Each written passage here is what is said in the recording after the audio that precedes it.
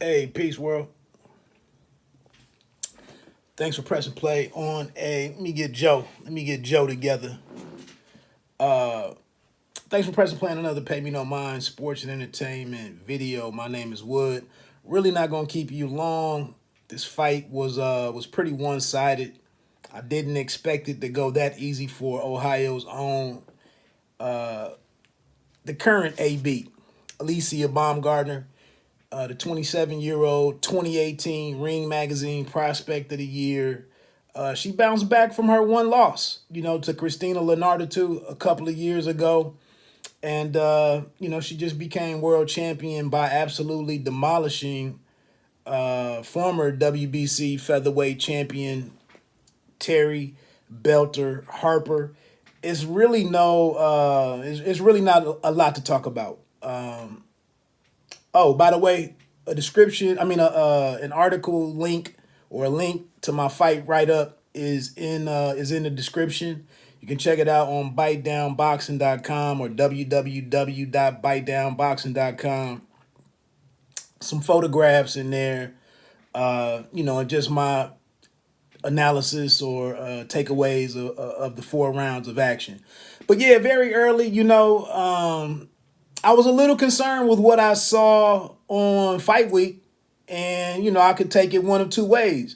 She either knew what the hell she was talking about, acting kind of brash during some of the Fight Week activities, the press conference. Not so much in the press conferences, but weigh in and the final stare down. I think she kept saying and the new.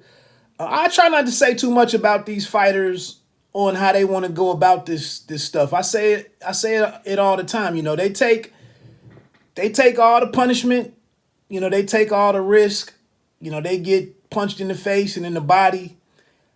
Who am I to sit here and tell them how to conduct themselves? But I didn't know if she was I didn't know if she was counting Harper a little short. And I had seen the competitive fight with Harper and Jonas. We tend to not think of some of the same disparity that we see between the men. Some European men, not named Taylor or Fury. But we've seen a couple of these cats go up against some of the best from America and things not turn out so well. So I was a little leery of the experience advantage that I thought I saw with Terry Harper, but I had a lot of confidence in the youngster. That's why I was talking about the fight. That's why I mentioned how important I thought it was for her to have gotten the experience that she gained in her first loss to Christina Leonardo, who went on to become a champion at 140, I think. Yeah, I think 140. The other thing that I did forget was that Baumgardner had once campaigned at lightweight, 135 pounds, and this fight was down at super featherweight or 130 pounds. That might have led me to believe a little differently or lean a little differently. I saw the size differential at the final weigh-in and the final stare down, or the weigh-in and the final stare down, and I made note of it. Like I said, Baumgardner is super athlete going back to, middle school or something. I think she wrestled as a kid, track, been boxing for years, and she stays in the gym. We know that she lost her main coach and Ali. Is his name Ali Yashin? The late father of former 154-pound WBC champion Tony Superbad Harrison. We know that he passed away last year, and the brother of Superbad took over, and you see Perella, the fight against Perella, I think is his name. And Superbad didn't go all that well. So I was just watching this thing. But again, huge salute to Baumgardner for going over there and doing her thing. I always say for bite down boxing, don't let them count you out. And she definitely lived up to that tonight. She went over there and handled business. I saw the hands drape down low immediately from the first bell, but she was jabbing to the body well, just moving beautifully. A couple of up jabs here and there, went up top. Then she kind of countered Harper. I saw the timing advantage, the hand speed advantage, anticipation, execution, and was like, damn, I did not expect this at all. And Harper just looked, she looked a little one-dimensional. She tried to step it up in the second round, definitely tried to come on in the third. I was a little shocked that Baumgardner remained as composed as she did. She was very patient and just allowing Harper to run into some stuff. Her timing was excellent. That's how you take downs. That's how you get around some of those advantages like height and reach. You have excellent timing. We saw the foot feints. We saw the footwork. All the physical advantages, and then the power. Belter's face was the left side of her face was reddened from the early right hands. Seemed like she was just unsteady. Seemed like she was doubting herself a little bit. The corner was kind of I don't think they were really being honest with her, but they had to try to get her into the fight. And then we get into the fourth round, and Harper was really trying to come on and making the same mistakes that she had made in the first 3 rounds, and ran into a huge overhand right on that temple, and she was paused. I mean, she was out on her feet. She kind of drifted off to her left. Luckily, it wasn't like a check. It wasn't a check hook. It was the overhand right, but Baumgardner's momentum carried her over to her right, over to the ropes, and she got out of position briefly. And during that time, the referee had a moment to step to quickly evaluate Harper and understand how badly hurt she was, and he was able to step in and stop the fight at that moment. So so Baumgardner gets the walk-off knockout. She went over and it was a good show of sportsmanship after the fight. Again, I don't really complain too much with the fight week antics. I know we all saw Adrian Broner and Maidana, and things went terribly wrong for AB on fight night. Like I said, I try not to read too much into the fight week antics and whatnot.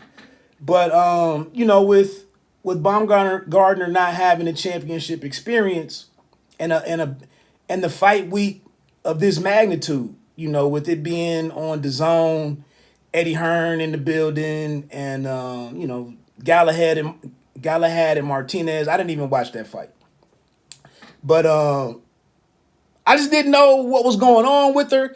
And I'll say, Toledo native Sonny Fredrickson, a couple of years ago with his Showtime debut against Shojahan Ergashev, or is it Ergashev Shojahan? But during that fight week, Sonny Fredrickson acted out of character. And I had talked to Fredrickson a couple of times, and he was really vocal in the stare down and whatnot. And I was like, what's going on here? And Fredrickson went out there. He had his jaw was broken. He was beaten up in like 3 or 4 rounds and stopped. It was one-sided. So I kind of didn't know what to make of Baumgardner's, how she was carrying herself. But obviously she knew what she was talking about. She saw something. She backed it up in the ring. Excellent performance. We just saw Michaela Mayer last Friday, a night before Canelo and Caleb Plant. After the fight, Eddie Hearn mentioned something about a rematch. I don't foresee that rematch taking place. I mean, 4 rounds all one way, a knockout like that, no need for a rematch. But will Baumgardner get a crack at the WBA champion Hyun Mi Choi, I believe is her name. Will she get a crack at her? Was there some kind of options on this fight with Eddie Hearn Matchroom for Baumgardner to continue fighting on DAZN that could make a potential unification fight with unified champion Michaela Mayer, who now has the WBC and no the WBO and IBF titles. That could make that a little challenging to work that out. So we'll see what happens. But great night. Like I said, man, I've been checking out the women's game for a couple of weeks. Things didn't go too well a few weeks back for Mary McGee, former IBF 140-pound champion, and her unification bout with Chantel Cameron, who, won that decisively. Jamie Mitchell, a couple of weeks earlier, she took out Shannon Coordinator to become a world champion. Jamie Mitchell is from Los Angeles, California originally. I don't know if she still resides there. But those were all excellent fights. Next week, we get the other half of the 140-pound Final Four with Kelly Reese, and Jessica Camara. Those two champions square off next week on Andrade and Quigley, middleweight championship fight. So, the women continue to go out here and do their things. Maybe not all of the women are able to deliver on the level that Baumgardner delivered tonight. So that was a hell of a statement for her, hell of a statement for women's boxing. I know a lot of people a lot of men complain about, the knockouts not happening. That was an emphatic statement. I think things would be a little different with Michaela Mayer and Baumgardner. I don't think she could be quite as loose as she was tonight. I'm not saying who would win or lose, but I'm just thinking I think she would have to tighten things up a little bit and approach that fight a lot differently. That's just my opinion. But hell of a performance for her. I hope you checked it out. I'm getting ready to check out this card for Jaime Munguia. I think we could see a similar situation with Gabe Rosado. Very possible against Jaime Munguia. But we'll see what happens. Let me get on off here again. A link to the article is in the description. I had this cat Chinese Yoda. This cat Chinese Yoda came on to the live stream yesterday when I was talking about this fight, talking about Harper was going to knock out Alicia Baumgardner. And I was like, it's always some clown talking some nonsense. I hate when people just say something with no kind of supporting evidence or no thought to it. Just say some bullshit, throw a stone and hide their hand, so to speak. But anyway, let me get on off here and enjoy the rest of your fight night. Like I said, I'm going to check out this Munguia and Rosado, see if Rosado can get another upset under his belt. I don't like the fact that he's coming down to middleweight after having a few fights up at 168. But, Rosado he has a little bit of momentum with him after taking out Bektamir Melikuziev. I'm sorry. Yeah, Bektamir Melikuziev, Bek the Bully, with the third round one-punch knockout. So we'll see what happens. Hey, bite down boxing. Don't let them count you out. I'm out. One.